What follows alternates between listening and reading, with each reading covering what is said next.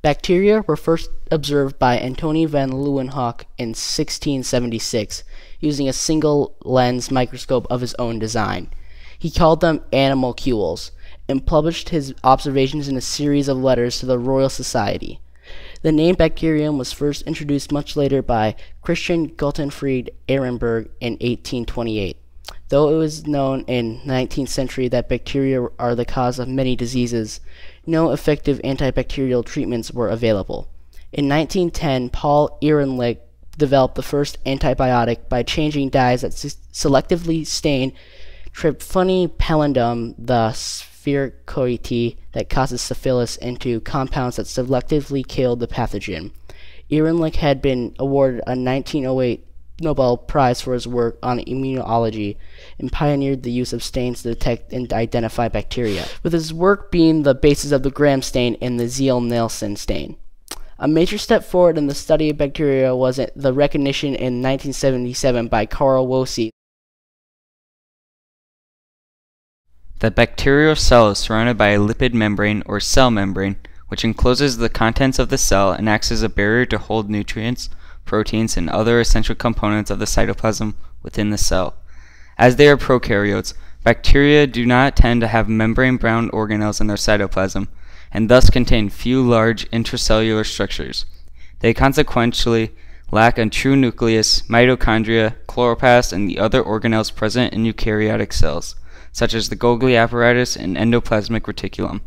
Bacteria were once seen as simple bags of cytoplasm, but elements such as prokaryotic cytoskeleton and the localization of proteins to specific locations within the cytoplasm have been found to show levels of complexity.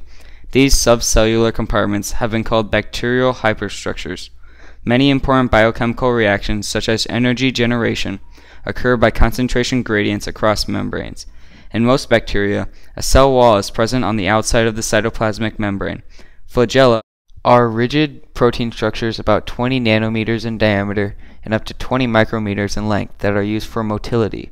Fimbriae are fine filaments of protein just 2 to 10 nanometers in diameter and up to several micrometers in length. They are distributed all over the surface of the cell and resemble fine hairs when seen under the electron microscope. Fimbriae are believed to be involved in attachment to solid surfaces or to other cells, and are essential for the virulence of some bacterial pathogens. Villi are cellular appendages slightly larger than fimbriae that can transfer genetic material between bacterial cells in a process called conjugation.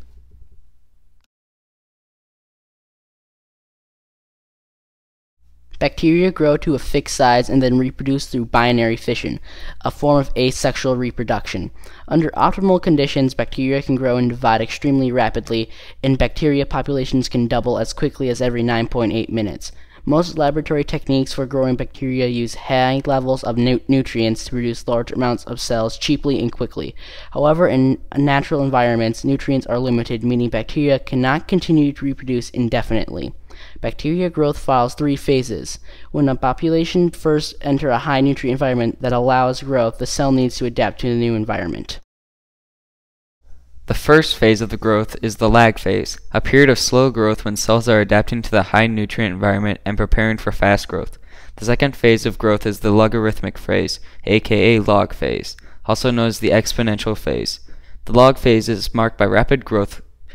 The rate at which cells grow during this phase is known as the growth rate, and the time it takes to cells to double is known as the generation time. During log phase, nutrients are metabolized at maximum speed until one of the nutrients is depleted and starts limiting growth. The final phase of the growth is the stationary phase and is caused by depleted nutrients. The cells reduce their metabolic activity and consume non-essential cellular proteins. The stationary phase is a transition from rapid growth to a stress response state, and there is an increased expression of genes involved in DNA repair, antioxidant metabolism, and nutrient transport.